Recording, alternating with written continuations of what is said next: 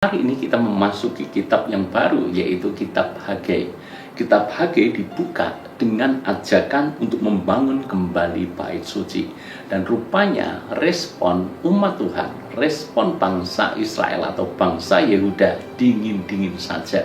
Bahkan mereka sibuk dengan urusannya sendiri, dan mereka selalu punya alasan untuk mengatakan ini belum waktu yang tepat untuk membangun kembali rumah Tuhan. Namun mereka memapani rumah mereka dengan baik, namun mereka selalu memfokuskan akan kehidupan mereka masing-masing dan tidak lagi peduli dengan rumah Tuhan. Maka apa yang terjadi kalau kita membaca di dalam ayat yang kelima, maka disinilah Tuhan memberikan sebuah peringatan yang cukup keras, dan itu menggambarkan keadaan mereka saat itu.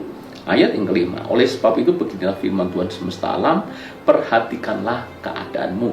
Jadi umat Tuhan diminta untuk melihat keadaan mereka. Apa yang terjadi dengan mereka? Oleh sebab itu, beginilah firman Tuhan semesta alam, perhatikanlah keadaanmu. Kamu menabur banyak, tetapi membawa pulang hasil sedikit. Bukankah semakin menabur banyak, harusnya tuaiannya juga banyak? Namun yang terjadi kepada mereka adalah meski menabur banyak, mereka pulang membawa hasil tuaian yang sedikit. Kamu makan, tapi tidak sampai kenyang. Kamu minum, tetapi sampai tidak puas. Kamu berpakaian, tetapi badanmu tidak sampai panas. Dan orang yang bekerja untuk upah, ia bekerja untuk upah yang ditaruh dalam pundi-pundi yang berlubang. Tentu saja ini merupakan sebuah kiasan. Makan tidak sampai kenyang, minum yang banyak sekalipun tidak bisa puas, berpakaian tetapi badan tidak bisa hangat. Mereka bekerja tapi upahnya seperti ditaruh dalam pundi-pundi yang berlubang. Mau diisi sebanyak apapun akan habis, mau diisi sebanyak apapun akan hilang. Lalu kemudian di dalam ayat yang ke-9, kamu mengharapkan banyak tapi hasilnya sedikit. Dan ketika kamu membawanya ke rumah, aku menghembuskannya. Oleh karena apa? Demikianlah firman Tuhan semesta alam, oleh karena rumahku tetap menjadi reruntuhan, sedang kamu masing-masing sibuk dengan urusan rumahmu sendiri. Itulah sebabnya langit menahan embunnya dan bumi menahan hasilnya. Dan aku akan memanggil kekeringan datang ke atas negeri, ke atas gunung-gunung, ke atas gandum, ke atas anggur, ke atas minyak, ke atas segala yang dihasilkan tanah, ke atas manusia dan hewan, dan ke atas segala hasil usaha. Hukuman yang mengerikan ketika langit menahan embunnya dan bumi menahan hasilnya. Secapek, sehebat apapun kita melakukannya, tidak ada hasilnya sama sekali. Bahkan kalaupun ada hasilnya sangat sedikit. Bahkan yang sedikit ini pun firman Tuhan berkata, maka Tuhan akan menghembuskannya sehingga juga akan hilang percuma. Bukankah ini keadaan yang sangat mengerikan? Kenapa? Karena mereka sibuk dengan urusannya sendiri, sementara mereka tidak membangun rumah Tuhan. Kalau di dalam konteks sekarang, tentu yang dimaksud tidak harus selalu membangun gedung gereja. Kalau dalam konteks ayat ini ditulis memang benar. Karena pada waktu itu Tuhan sudah memberikan perintah kepada mereka, dan mereka punya kesempatan untuk membangun rumah Tuhan itu. Tapi mereka sibuk dengan urusannya sendiri-sendiri. Dalam konteks sekarang, tentu maknanya bisa menjadi seperti ini.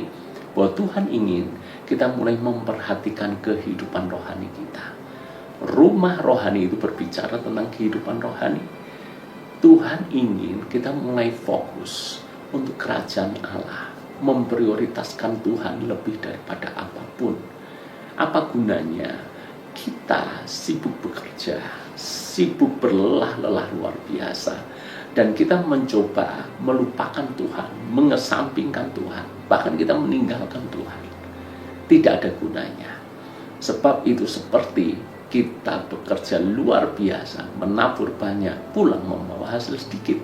Kita makan tidak pernah kenyang, minum tidak pernah puas, berpakaian tidak pernah menjadi hangat.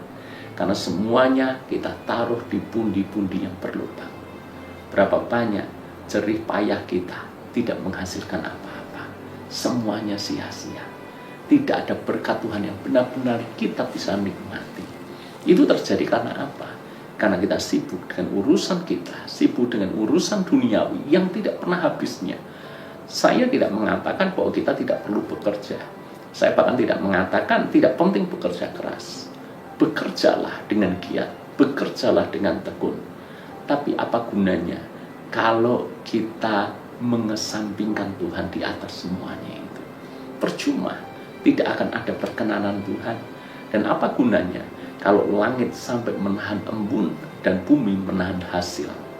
Maka semua yang kita kejar dengan susah payah akhirnya juga hilang sia-sia. Semuanya percuma. Usaha menjaring angin, demikian kata Salomo. Lalu apa yang harus kita lakukan?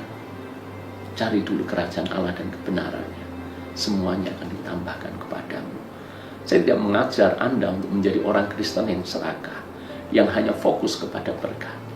Tapi saya justru percaya satu perkara. Ketika kita mulai memperhatikan kehidupan rohani kita, membangun kehidupan rohani kita, memiliki hubungan yang sehat dengan Tuhan, menyediakan waktu-waktu khusus, waktu-waktu tertentu untuk kita beribadah kepada Tuhan, bahkan kita melayani Tuhan, maka apa yang dunia kejar dan cari susah payah, sebetulnya Tuhan bisa kirimkan kepada kita. Kita akan mengalami perkenanan Tuhan yang luar biasa. Maka langit tidak akan menahan embunnya, tapi justru akan mencurahkan hujan yang besar buat kita, hujan berkat yang dahsyat. Dan bumi tidak menahan hasilnya, justru akan bumi menumbuhkan banyak hal yang tidak pernah kita duga sebelumnya. Itu pun akan bisa kita simpan, bukan di pundi-pundi yang berlubang, tapi pundi-pundi yang utuh, sehingga berkat yang Tuhan berikan kepada kita tidak hilang percuma. Bisa kita nikmati, orang-orang yang ada di sekitar kita juga bisa menikmati, bahkan hidup kita menjadi berkat bagi banyak orang. Bukankah itu indah? Jadi, cari dulu kerajaan Allah dan kebenarannya. Perhatikan urusan rohani kita, maka semuanya akan ditambahkan kepada kita. Tuhan berkati.